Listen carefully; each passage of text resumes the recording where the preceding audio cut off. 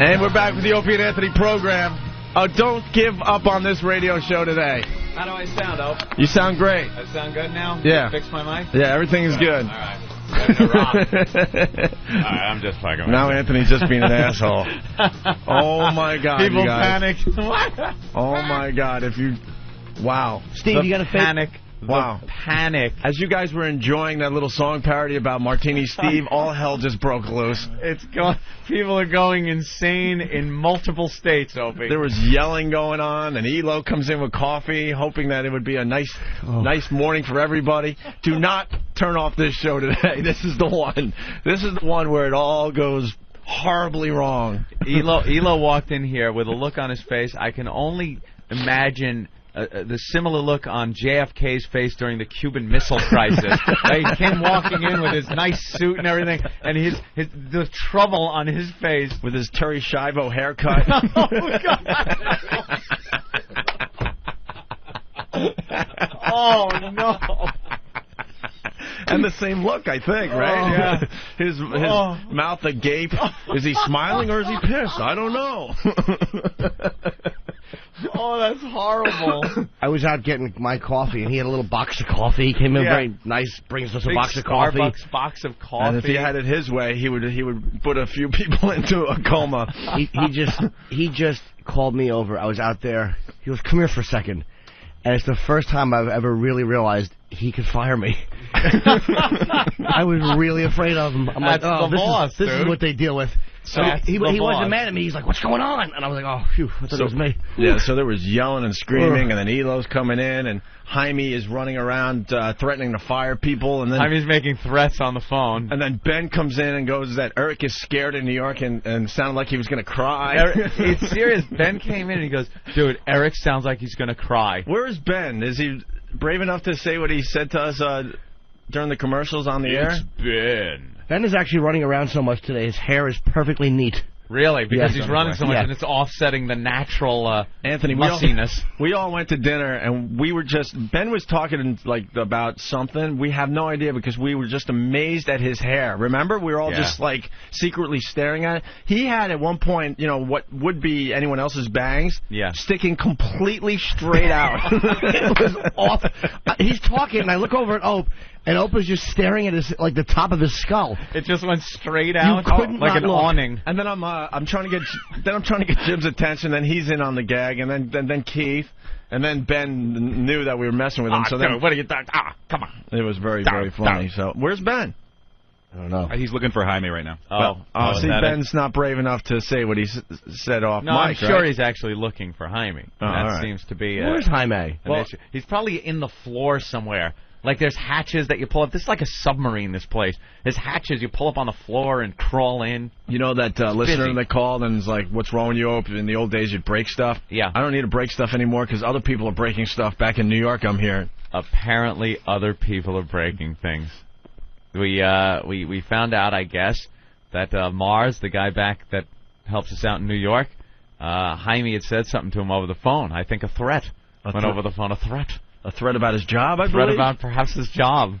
And as Ben was listening on the phone, he just heard a kaboom, he said. He heard kaboom, and then the phones went dead. Yeah, apparently Mars smashed the phone. I guess it knocked the phones out. I don't know if they're back working yet. And then Ben hears Eric in the background. It sounds like Eric is scared for his life and is ready to cry. And he's ready to cry. And now Eric is rolling his eyes like, that's not true. But that's what we're hearing, Eric, so I don't know. Ben, there's Ben. Come in here. I'd be scared if Mars was on a rampage. He's like an 8-year karate expert. Mars is a little psychopath. Yeah, I wouldn't tangle with him. Between him and Master Poe, we're scared for our lives every day in New York. Well, Poe trains him. That's how they know each other. Yeah. In between breaks, they're training each other. Kicking each other's ass. What are you talking about, the Stress Factory till 3:30 in the morning? Ben, so what happened? I was just in engineering, so I just missed where I'm trying to find. No, what you were saying during break with Mars slamming. Yeah, Mars smashed the phone. Eric sounded like he was going to cry. And, it's just another day at the office. It's just difficult. Just getting used to it. You were on the phone. The backdrop behind Opie, it says Opie and Anthony. It's our big plaque. Just halfway fell off the wall. Please leave it like that. That's exactly how it should be. One half of it just fell off the wall. Just leave it like that. This is hysterical now. I can't take it. It just shows you how important we really are to the company. You know damn well. It's sitting at a 45-degree angle. You know damn well just before we got here that it probably said Bob Edwards. You know. It just fell off the wall.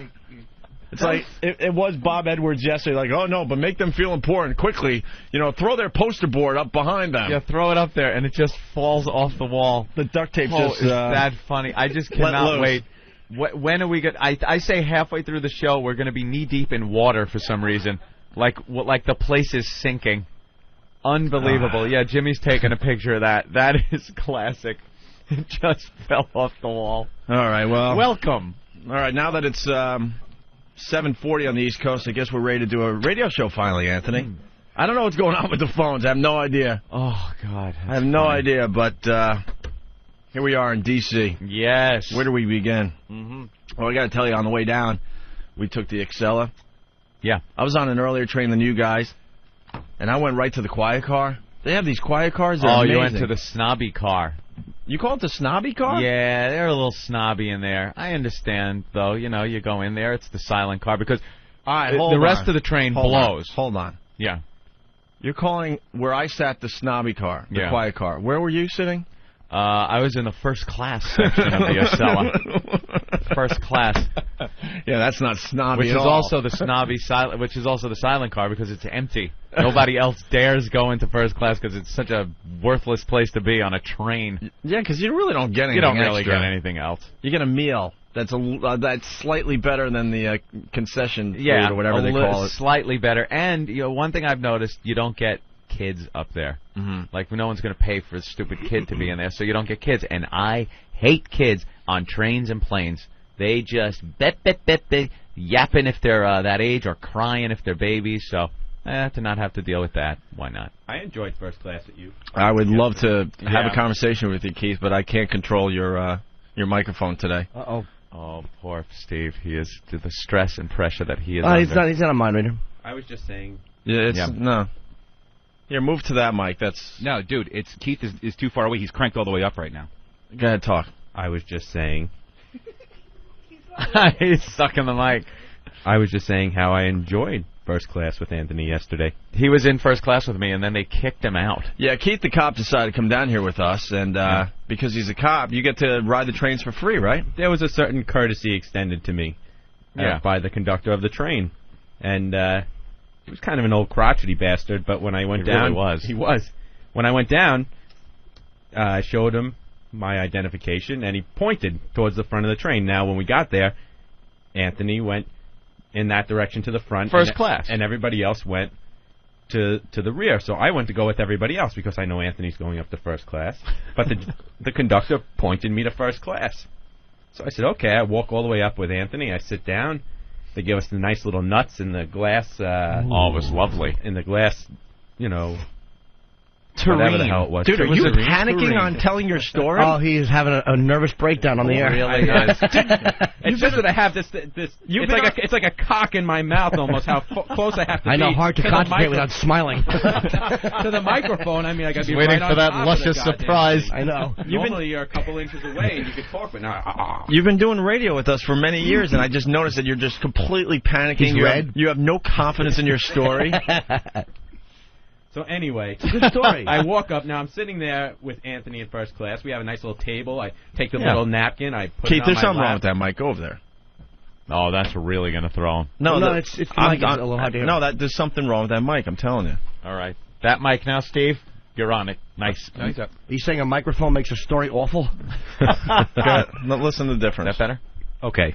Yeah. Oh, this that's is much better. Yeah. Much better. Now I could hear it. So we're sitting in first class. I put the little napkin down on my lap. We get the menu. I order lunch, and They actually have menus up there in first class. It's a And- train, though. It's like, yeah. I text message Ben saying I'm sorry, but I'm in first class, and we had some food that I kept that we all had earlier on. And just as we're ordering lunch, the conductor comes up and goes, Ticket. Ticket. And I said, well, I talked to you outside, and he goes, you can't sit in first class. So now I'm embarrassed because now there's people looking at us. Anthony's sitting there, and he's like, I said, well, I'm with him, and he said, wasn't going to help him out. No, Anthony was... I'm not getting thrown out of first class. No, Anthony kind of just like, pretended he was sleeping. He closed his eyes. He was reading the paper. And he goes... That's my panic mode. That's what I do. Let me see your ticket. You're not supposed to be in first class. So I got thrown out of first class. It made me take all my stuff and walk back. And they told him to leave. And it was right after he bragged to Ben on his text messages that he was in first class. Did you have to go back to Ben and go, I got thrown out? I had all my stuff, and I come walking back, and... Looked like Felix Unger being thrown out of his house. That sign just fell even more. It's going to come off the wall. Is this a barometer just, trying how the show is going? Trying to tell us that the show stinks so far? When the sign hits the floor, it's time to just leave the show. Who knows? There you go. Jim is taking pictures of the progress of the sign as it falls. To make an animation of it. Are you done with that great story there, Keith? No. It was very exciting, yes. Tell the party at the end what happened. No. That's it. No. All right, well, you were in first class, Anthony. I went to the quiet car to get some Z's, as they say. Snobby car, yeah. And, God, I love the silent car. It's my people. It's your people. It's my people, I noticed. And it's a car filled with uptight asses like myself. Mm-hmm. Uptight asses. Yeah. And as soon as someone, it is the quiet car, so you're supposed to do pretty much nothing. Nothing. You sit there and sleep. You're not allowed to use cell phones. You're not allowed to have loud conversations. Don't even clear your throat. You can't conduct business. If you're just, moving your luggage around in the luggage racks, too loud, someone will say something. Yeah. But the beauty is, like, I'm always on edge and ready to go, right? So some lady's on her cell phone. I'm ready to pop up and say something because I'm ready to, crash, right? Silent car. Oh, dude, 3 people beat me to it. I'm like, really? Oh, this is awesome. What do they say? Oh, they're just rude as hell. This is the quiet car. Quiet car. No cell phones on the quiet car. Shh. You get shushes? Oh, a lot of shh. Quiet. It was good. Quiet. But the beauty of it is, I was behind all these guys, because I was ready to get up. And nope, I didn't have to do any of that. The quiet car. When you have to walk through it, you're all like, ooh, tiptoey. Got to be all quiet. It's great, though, when you do a morning show and you're really tired after the show, though. It's perfect for us. Go to sleep? It's perfect for us, Did you talk on your cell phone once in the quiet car? No, I turned it right off. You did. You I had like 8 off. messages when I got to DC. I know. I've been in the silent car before. I have. I'll fess to that. And I know that there are people that insist on using their goddamn cell phones and they'll talk quiet. Yeah. We have to leave the village. We have to go find some medication. Very quiet. Why must you always say what's on your mind? This is the quiet car. I can't act in the quiet car. Yeah, there are people that'll try to talk in the quiet car. And shush them. But a bunch of wimps, though. I gotta point out this one thing. Yeah. Then there's a black guy gets on in Philly. Uh-huh. If you've seen the pictures of like Britney Spears' old bodyguard, that big guy, behemoth of a guy. Yeah. There's a guy like that sits down in what could only be described as gang colors. Jesus. And he's on his cell phone pretty damn loud. In the quiet car. Oh, yeah. Oh, where was anybody chiming in? Hey, and I was one of them, too. You didn't say anything. Hey, if you want to talk, I understand. Oh, yeah, the same. It was an old guy, mostly, that was the leader of the quiet car, jumping up at every moment he could. To every little sound. Man, this black guy was just mother effer this and nigga this. Oh, we are just such pussies, white people. Oh, yeah, we are. No one would have shut someone that big up, though. And every time we do this break, there's a bunch of people that'll call and go, well, I would have said something. Yeah, right. Whatever. Sure. And then finally the ticket lady. The ticket lady comes through, and she shut him up because they were of the same color. Yeah. Oh, there you go. They had a little bond going. I bet he knew he was in the quiet car and just did it to be passive-aggressive. Of course. Just to do it. Of course. And I wasn't going to say anything. I'm not going to sit here and make believe I would have. I would have told him to shut his fat mouth and get off the effing phone. Now. Cocksucker, it's quiet car.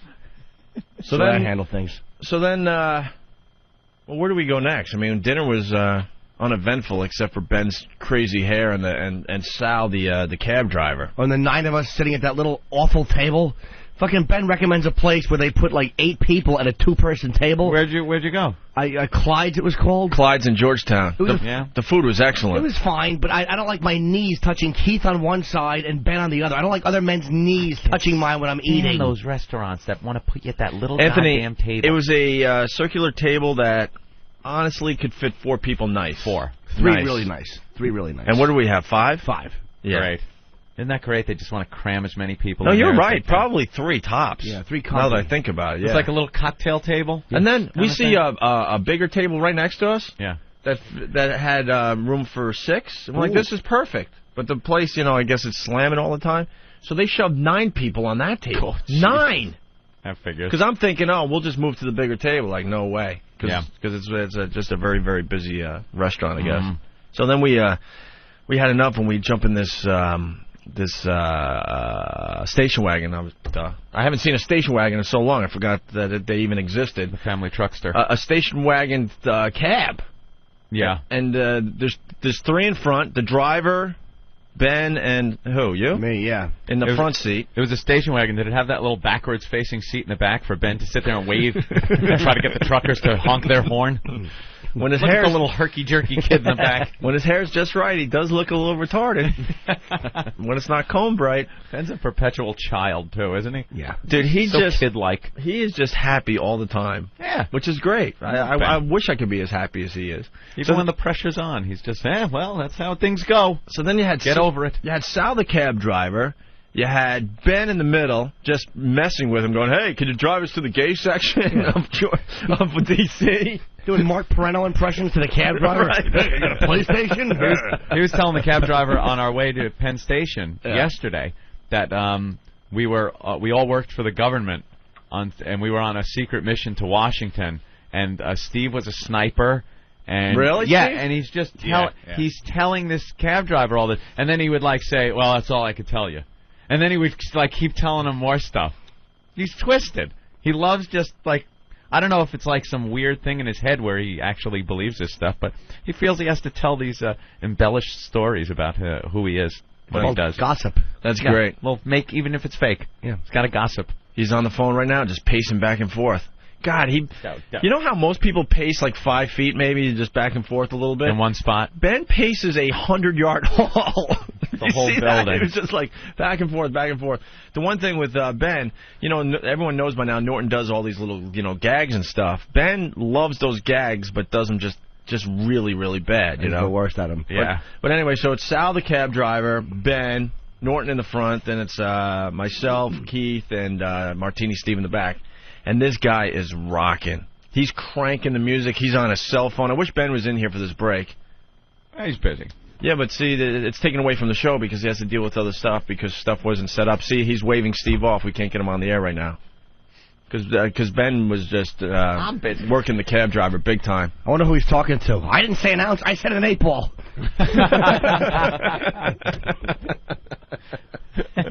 So, it's not as good if Ben's not in here. I will say, though, with Ben and that guy, my knees were pressed up against the front of the dashboard. I don't like to ride without a seatbelt at all. No. It was a really uncomfortable cab ride. You didn't have your seatbelt on? No, I couldn't because Ben was there. That's bad. Fat baby legs all over the buckle. Try to get your belt both of you in. Yeah, Ben, at the same time. I should have put him on my lap like they would have on a plane. Little kid. Yeah. Bubbles! But Ben is just... I wouldn't go past this huge hog. You have the end extension just to tie his cock off. Like a tourniquet around that fat embarrassment he calls a penis. But we noticed the cabbie's just not right because he's talking on the cell phone, then Ben makes him crank up the music, and then all of a sudden he just takes off, dude, and Am I lying? Did he fishtail a couple times? It was awful. And, yeah, Norton and I are in the same boat when it comes to that stuff. Ben thinks it's the best ride he's ever had, and I'm like, will you just stop right now and get out right now? They think they're doing you a favor. Yeah, this must be how you guys drive because, you know, you're a little loud and fun. It kind of brought me back to being a teenager and in my early 20s where you have those friends that will drink, smoke pot, do coke, and then want to go for a ride. And you don't want to be the kid where you're the wimp kid. So you go along with it. I think you kind of talk about this in your act a little bit. And then you go along with it, and you're in the back seat scared for your life, but don't want to be the guy to speak up and go, why are you going 85 miles an hour on the wrong side of the road? I was that guy. You were that guy? I used to be the guy that would say something. You used to say something? Yeah. No. There were times growing up, like you said, that I would get in a car with somebody, a friend or the friend of a friend kind of thing. You're hanging out, and it's like, oh, I'll give you a ride. And you have no idea how this person drives. And the second he takes off, you go, oh, my God, he's one of these guys. Yep.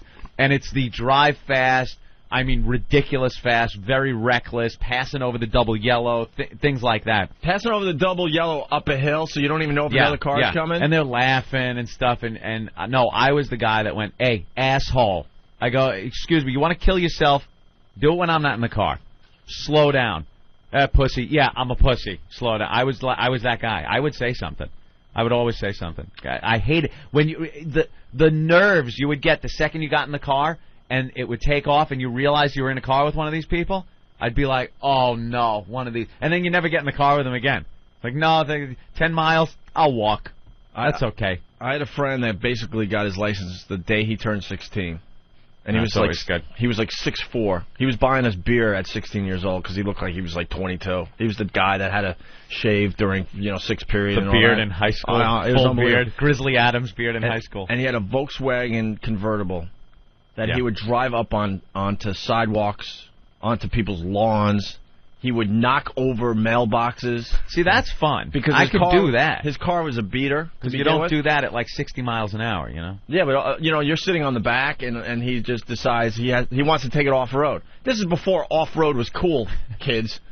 We live in the suburbs back on Long Island. You don't go off-roading in Centerport. You drive through the woods a little bit. Why not?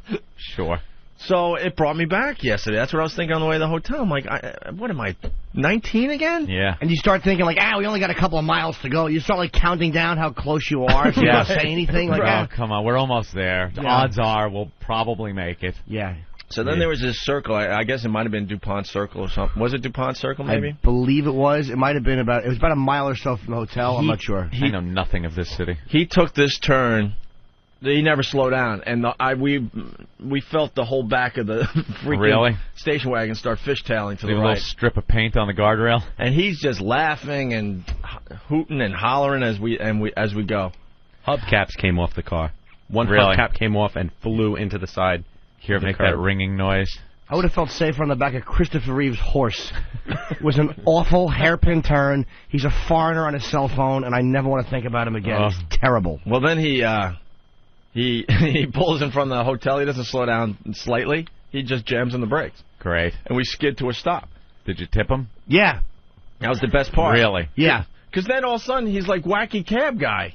All of a sudden he like jumps out of the cab like, come on, you guys are home. And he's laughing. He looked like he could have been related to Ben now that I think about it. He was in that same like, everything's cool. He's opening up the doors. There's cars stuck behind us. He don't care. And he's thanking us all for the ride. He doesn't know who we are, by the way. I'm sure he does this with every ride he gets. And then Norton decides that he gives him the $20 for the $13 fare for the fare. But the guy's too busy on his cell phone thanking us, patting us on the back. We're getting his phone number to possibly get him on the show because he's such a whack job. That all of a sudden you just said, what, keep the change? Just keep it. He was trying to keep talking so I wouldn't ask for my change. Oh, so you wouldn't ask for your change, and it worked. It certainly, because I asked him for change. I'm like, just give me back $5. He's like, wow, what are you, like he wanted more, but he was kind of like being funny with it, and then he kept talking, and I'm like, just keep it. Oh, God damn, he totally got you. Yeah, but it wasn't an intimidation thing. He was just like a little twerp, but it was just like, ugh. Yeah. Well, I want to wait for this animal to fish into his pockets. Through disgust. Yeah. He got you. Wow. Yeah. So. I hope right now his car is a crumpled mess and his teeth are all over the beltway. I hope that he smashed his face into the dashboard and little chiclet teeth just flew out. Hey, Steve, what's Ben dealing with? Because he's out of our show now. Dealing with this situation. I think he might be trying to get the cabbie on the phone. Either that or it's something else, because I guess he shooed me away when I tried to get him. So that usually means he's either yelling at somebody or being yelled at. See, if everything was set up nice, then we could have Ben on the... See, it takes away from the whole process here. The whole program. I'm looking at Opie and slowly watching the sign fall. Yeah. Have you noticed it's gone down a couple of inches on that side now? Yeah, the right side just fell about 3 inches. It's some kind of two-sided tape that's holding it up. And for some reason, it lets go and then it catches it again. And the whole thing will fall completely before the show is over. Yeah, don't touch it, because we'll just laugh like idiots when it happens. And, and you could enjoy it. You might even hear it at home. Yeah, when Jimmy's it hits the floor. Jimmy's taking another picture of it. I'm taking photographs of the progress. And then you can make an animation. Yeah. You'd put all the pictures together and watch it actually fall. I'm sure someone on Whackbag will do it. Maybe I could have my head bitten off in this one, too. That was a great Photoshop. Let's go to Duke in Jersey. Duke, what's up? You guys sound muffled today a little bit, but it's... Duke. Hey, Duke. Big Duke 10. Hey, it's Duke. Duke. Yeah, Love so Duke. I go to California You're on the air, one Duke. year with my friend, and I'm a city boy and everything. Duke, how you doing, Duke? Are the phones working, Steve? They should be. They told me they were, and you're up. So. All right, they should be. Hey, Duke, how you doing, Duke? What's up, Duke? All right, I'm okay. How you guys Morning, doing? Duke. You sound a little muffled. Sounds like your parents are Love your fighting, films, Anthony. Duke. It's too bad, because we want to take this conversation to the second level, as Elo. Second taught level, us. adding somebody else. You go to the expert, and then you go to the phones. We've pretty much got done some great all we phone could calls do that we can't get to. Well, maybe it's just Duke. Maybe it's just Duke. Yeah, Duke sounds like an ass. UConn. UConn. Hey, UConn. what's second, guys? What is it? Another college. Colleges calling in? You there? UConn, how Let's see you if doing? Temple UConn. Hill's on the phone. Yeah. Oh, UConn, how are you? Hey, I want to know what... All right. See the delay. I hear the delay. I hear me go, how are you? And then I hear, hey, how you doing, guys? I just want XM to know that we're holding up our end of the bargain. We are. Yeah, we're giving very entertaining radio. Oh. Yeah, it was some funny stuff the last That part of the bargain. But, then we need the phones and everything else to work. Yeah.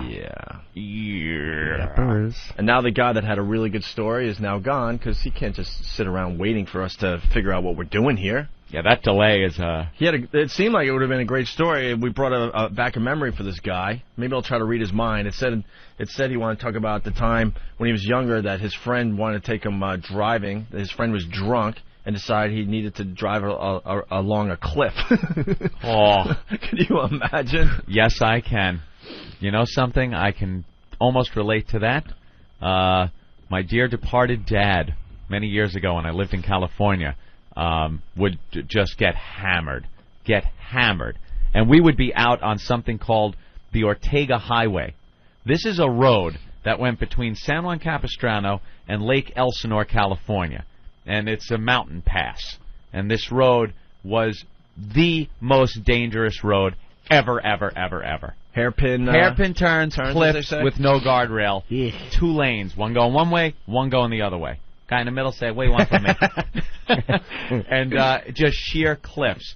And I would be in the truck, petrified, watching the tires. Like every inch the tire would go closer to the edge of the road, the adrenaline would pump more, and I would just be in fear for my life. And there's my father just hammered driving, and I'm in the passenger seat. And the trip would take, an hour and a half, 2 hours sometimes. Ooh. And it was just 2 hours of sheer hell and terror the whole time on this mountain road. Yeah, maybe that's why I'm a nut. Sprinkle that into my upbringing. Did your dad have an open container? Oh yeah, beer between the legs. Yeah. That's how all my uncles drove when we were growing up. That's how I drove up until probably 5 years ago. That's when drunk driving was a sport. Oh, way back then. It's just not a sport anymore. They've taken that sport away from us. My uncles would be just open beers at my grandma's beach house, and well, come on kids, we'll get some ice cream, and they're just pounding beers. It was just all about having beer. As we're, just tooling along 25A, no seatbelts, nothing. There was a cement, distribution plant off of this road also.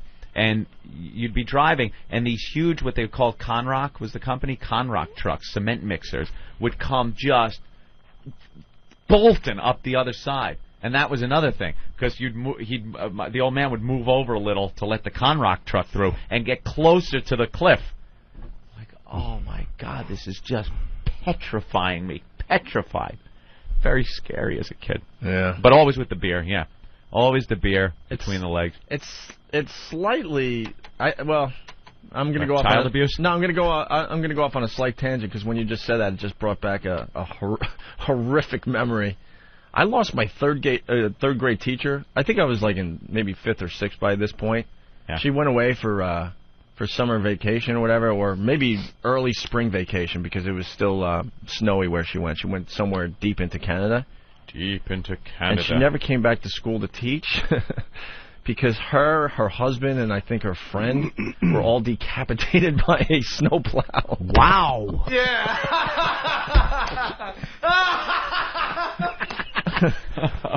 I forgot her name. I'm like, wow, why isn't what's her name back? That's terrific.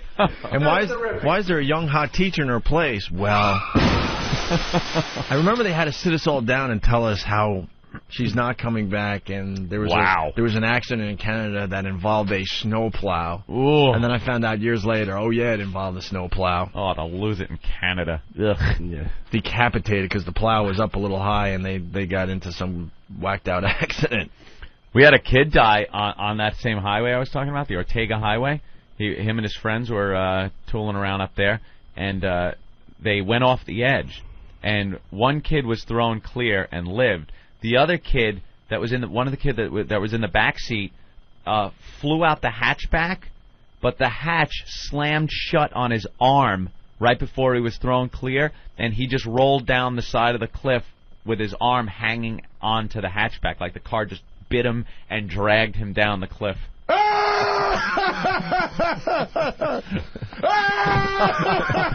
right, relax, dude. Like he almost made it out. The car just decided to poof. Well, this guy's grab back. him. Duke in Jersey. Duke, what's up? Yeah, so as I was Hey, saying, Duke, how you doing? Oh, that was interesting. What the hell was that? Duke. Oh, we needed a little promo. Duke. That's where we were. Yes. Hey, Duke. How's it going, guys? Good. What's up, Duke? So...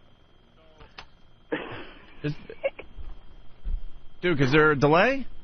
A little bit.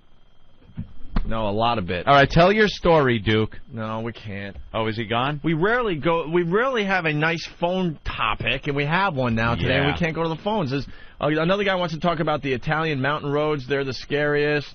Used to drive drunk, now I drive high. Knocked out by the seatbelt. Let's try to work with the delay. Really? Let's see, yeah. Plunk one down. All right, let's go back to Duke. We're going to have to think about this, Who I think has his own problems, but we'll see. Duke. Yes, good morning, boys.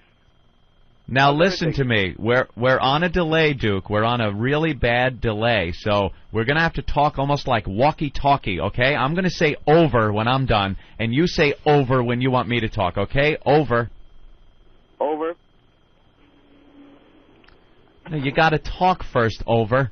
I have nothing to say, over. You're an ass, over. Over and out. You guys lick balls, over. At least he's doing it in context.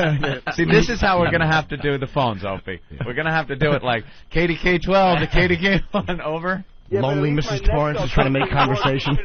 Can I acknowledge something? Yes, Opie? Here. Over. Over? Something that You didn't say over, Op. Something that we haven't discussed. Imagine having to do the show like that all day. Imagine? Over. Yeah. Yeah, like that's far-fetched at this point.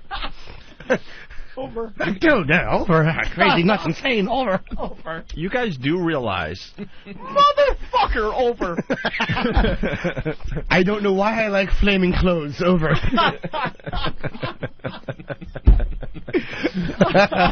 Hi, over.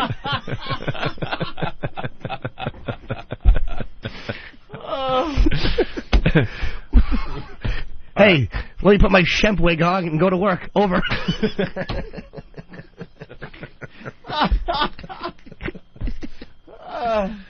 Oh, wow.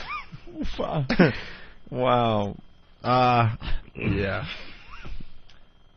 Do I have to say over? Because I do have a very good observation. All right, let it rip. That'll throw me off a little bit. No over. You guys realize we do work for XM Satellite Radio. I think so, yeah. The name XM Satellite Radio. Mm-hmm. Do you realize what it takes to get a satellite up into space? Apparently, we thought it was a lot more than it really is because these people did it. So they could get a satellite up into space. Yeah. But we can't figure out a fucking cell phone. A phone. Or a phone in problem. general. Yeah.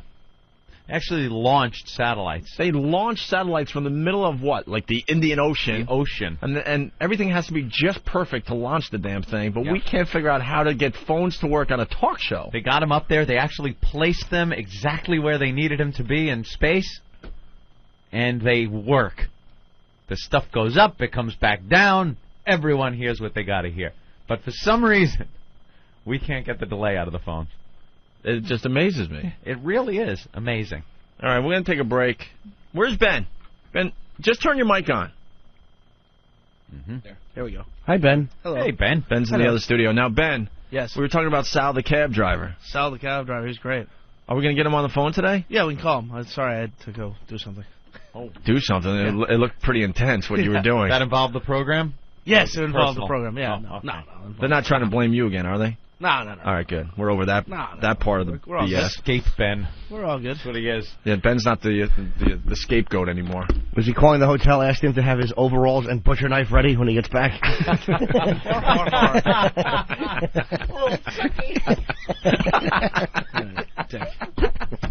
All right, Jim. I saw a Photoshop on Whackbag of Ben as Chucky, and it was hysterical.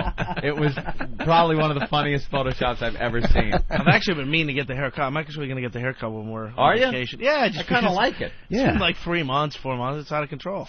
It really is out of control. It's very Great. 70s. It's you, man. It's you. 70s, It is. yeah, It's man. groovy. Yeah. Groovy. Man. So, what was your opinion on Sal, the cab driver? It was fun. Well, we were just being... Jim and I are in the front. I'm in the middle between the guy. The guy's going about 100. We're driving through all the different areas. We're just being jerks. You're asking for the gay area. We're just being silly. The guy's on his cell phone. You're telling him to crank the music. He's fishtailing around corners. You're like XM satellite radio, and it was, and well, that wasn't even the fun cab ride. Was the first one where the guy thought we worked for the government. The one that I took with Keith. Who was in that one? Keith and Anthony and Steve. Oh, that was from Penn Station.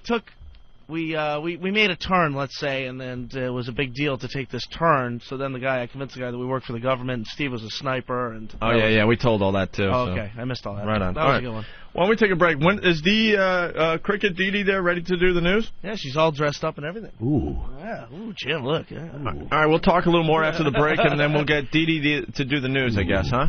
Yeah, let's do it. All right, cool. Get us out of here for a little bit. I got to take a leak, get some more coffee. I'll go with you. Food. Oh. 2 men. Over. Fun in the bathroom. Over.